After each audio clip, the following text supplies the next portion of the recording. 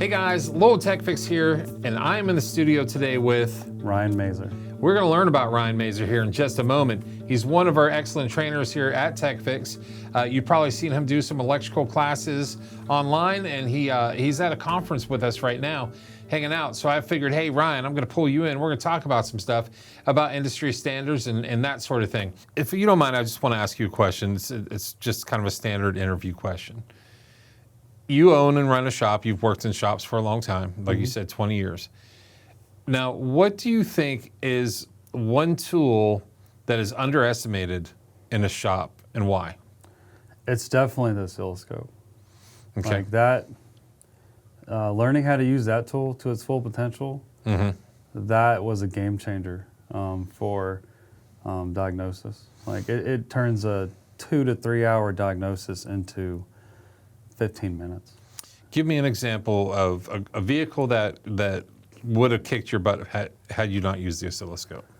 I can give you an example of one that did kick my butt until I used it. Okay, please do.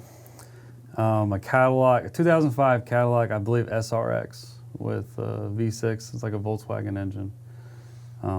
I believe, I may be wrong on the model but I know it was the Volkswagen V6 GM put in those. And it would start up, it would idle, but it wouldn't move, it'd stay in limp mode. If you revved it up fast, it would shut off like you turned the key off. If you revved it up slow, it would just act normal. And the only code in it was throttle body position not learned. And it would not relearn the throttle body position. Someone else had already put a PCM in it, a used one. So check powers and grounds, seems like just a logic problem. Check the throttle body, it's new AC Delco, wiring all those. Somebody just replaced it. Yeah. So everybody's thrown something at this thing. Oh yeah, it's been a bunch of shops. I get it, and everything I stated. Load test the wires from the throttle body to the PCM, perfectly fine. So put a PCM on it, brand new AC Delco, doesn't fix it.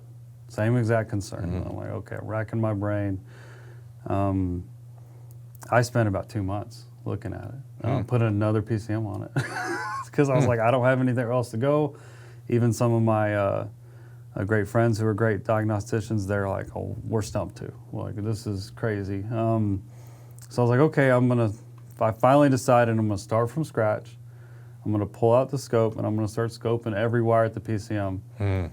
And pin number 1, the first one I start is just going down the list, ignition, run voltage. I scope it and it's 12 volts, but it drops to 0 every millisecond. I'm like, well, this ain't regular 12 volts. So I go to the fuse and I power on both sides of the fuse, pull the fuse is blown.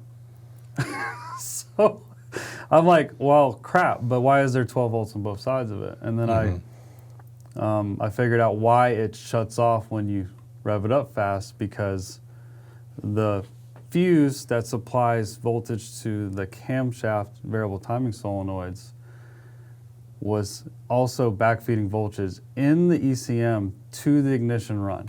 And as soon as it grounded off the solenoids, when you rev it up fast, it would lose power and the PCM would shut off. So it just needed a fuse. And that was it? That was it. So this car spent 3-4 months out of circulation, multiple shops, thousands and thousands of dollars worth of parts and time, and it was a fuse. It was a blown fuse that I believe was caused by someone else, but the backfeeding in the ECM is what really messed me up. Had I scoped the powers and grounds, I would have found that right away. Yeah. And the original issue that he had when he went to the first job he went to was, after I put the fuse in, it went out of limp mode, relearned the throttle body, transmission was shot. So that was the original issue. But somewhere along the line, the fuse got blown. And then I think 2 months after that, I had another GM vehicle that I almost condemned a module, but then that was stuck in the back of my mind, and it was a blown fuse.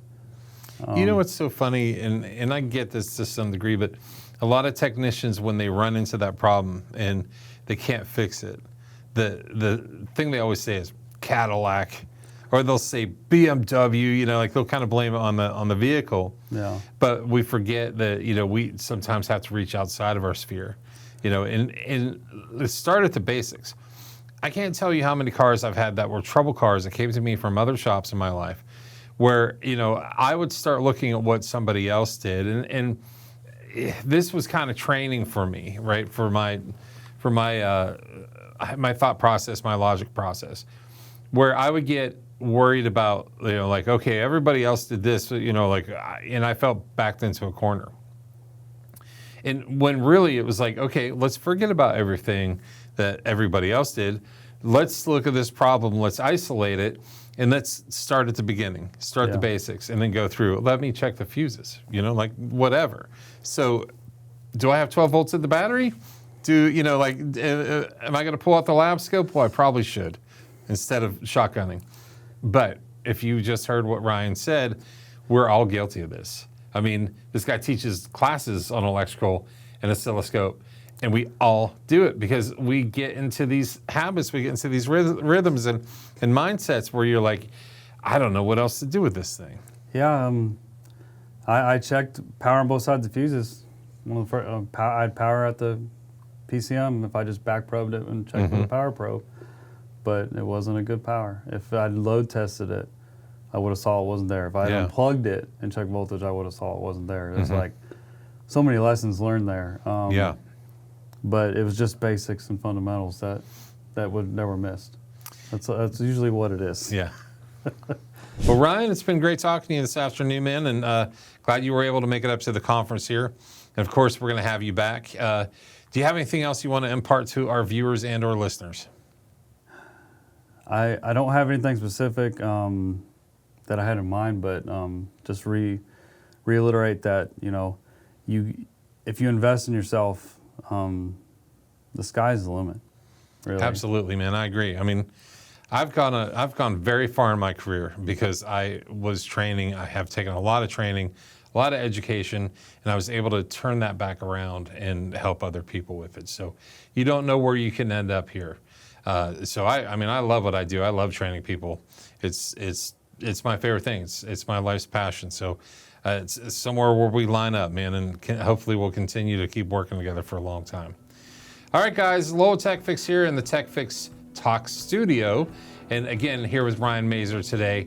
If you like these episodes, you like Tech Fix Talks, please give us a like and subscribe, or leave a comment in the links below. We'd love to hear from you.